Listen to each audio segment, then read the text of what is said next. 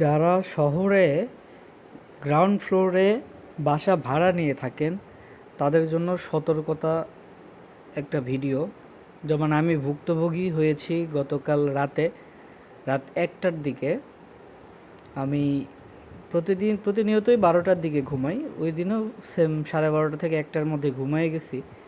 ঠিক একটা একটা থেকে তারা জানালার শিক কাটা শুরু করছে। এটা হচ্ছে রান্নাঘর। আমার বাসাটা হচ্ছে 6তলা বাসা, আমি নিচতলায় থাকি আর কি। তো তারা কিছুক্ষণ সময় পর পর ধীরে ধীরে আওয়াজ করে করে এইভাবে 1টা থেকে 1টা 2টা 3টা 4টা 5টা 6টা 7টা 8টা 9টা 10টা, মানে টোটাল 10টা শিক তারা কাটছে। মানে এক পাশে 10টা আরেক পাশে 10টা, 20টা, তার মানে 10টা শিক কাটতে গিয়ে তার 20টা লোহার ইয়েগুলো কাটতে হয়েছে। মূলত 1 ঘন্টার মতো সময় লাগছে তার এটা করতে। তো আমার ওয়াইফ গোসল করা মগের মধ্যে কিছু জিনিসপত্র রাখতো, যেমন চামচ বা খুন্তি টুন্তি এগুলো রাখতো, ওই যে আপনারা দেখতেই পাইতেছেন। তো ওই অবস্থায় যখন তারা কাটার পরে এই পাশেই আরেকটা রুম ছিল।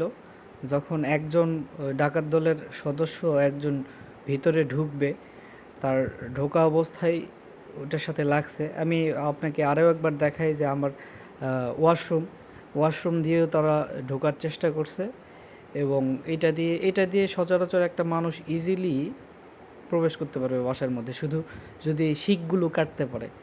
তো এরকম যাদের ওয়াশরুমে দেওয়া আছে একটু সতর্ক থাকবেন, যাতে করে এই জিনিসটা আপনার সেফটি মেনটেন করে রাখা যায়। যেমন আমার বাসায় এটা সেনসিটিভ, আমি ওইভাবে চিন্তা করি নাই কখনো যে এরকম একটা বিপদ আসবে, কিন্তু এই বিপদটা হয়ে গেছে।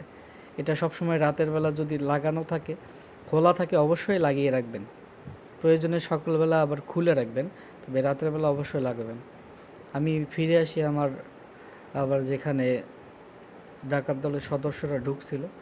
এই যে ইজিলি একটা মানুষ, এই যে স্পেসটা করছে তারা, ইজিলি একটা মানুষ বের হইতে পারবে। তো বের হওয়ার সময় এই যে প্লাস্টিকের যে মগটা দেখতেছেন, এই মগের সাথে তার হাতের বা শরীরের কোথাও একটা ধাক্কা লাগে, ফলে মগটি নিচে পড়ে যায়। নিচে পড়ে যাওয়ার কারণে একটা বড় বা জোরে শব্দ পাই। শব্দ পেয়ে যখন আমার মা উঠে এর পাশে ওঠার পরেই তারা এর পাশেই লুকিয়ে পড়ে। তো লুকিয়ে পড়ার সময়ই আমার মা ডিরেক্ট আমার রুমে যায়, আমি উঠি এবং আমাকে দেখে তারা সটকে পড়ে এবং পালিয়ে যায়। তো আমি একটা জিনিস চিন্তা করলাম, আমরা যদি আর 2 মিনিট বা 3 মিনিট, 2 থেকে 5 মিনিট যদি আমাদের আর উঠতে সময় দেরি হইতো, তাহলে তারা ইজিলি এর মধ্যে প্রবেশ করত এবং তারা যে কোনো কিছু করতে পারত। আমি এই পর্যন্ত যা যা ছিল এটাই দিয়ে আপাতত রাতে দিয়ে রাখছিলাম, সকাল পর্যন্ত আমি অপেক্ষা করছি, ঘুমাই নাই, এখানেই পাহারা দিছি। তো এরকম যারা এর গ্রাউন্ড ফ্লোরে থাকেন অবশ্যই সতর্ক থাকবেন এবং ভিডিওটা শেয়ার করবেন।